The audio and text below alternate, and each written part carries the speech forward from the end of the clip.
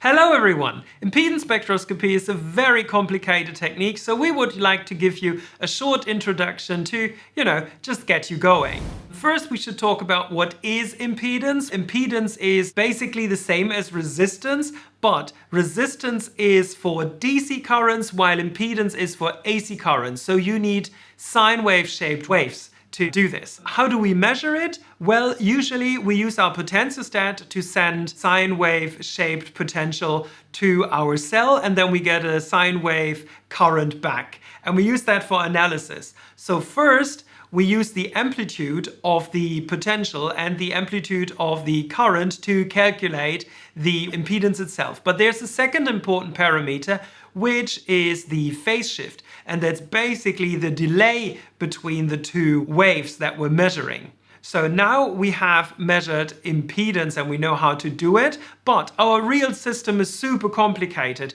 We have capacitive charging current, we have Faraday current, we have diffusion, we have solution resistance. How are we going to deal with all of this? Because all of this is giving us one impedance value. Well, first, we're scientists, we like to simplify things. We try to find simple electronic components to replace our electrochemical system. And now we want to find out what is the contribution of each of these components. Fortunately for us, the dependency on the frequency of our AC sine wave is different for the impedance of each of these components. So the trick is we are just measuring the impedance of our system at different frequencies.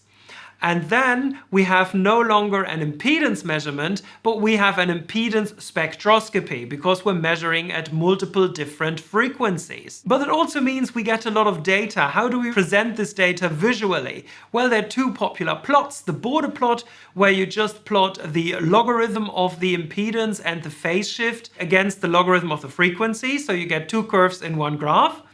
Or the other very popular one is the Nyquist plot, where you plot the negative imaginary impedance versus the real impedance. What can you do with impedance spectroscopy?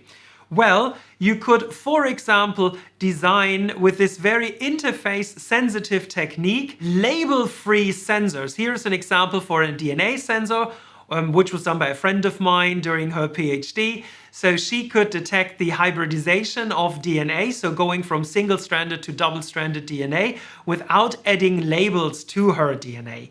Other examples can be to look at coatings. So I have coated steel here, you see that's the blue line, and then I scribed it, so I made a scratch in it, and I measured again, and I get this red curve, and you see it's a lot smaller. You had to zoom in to even see it. You can do something similar with batteries, for example, also to see the health of a battery without opening it up.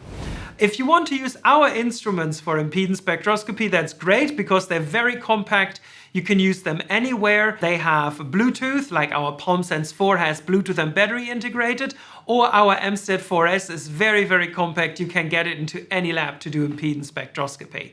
So this is what we wanted to show you about impedance spectroscopy. Thanks for watching.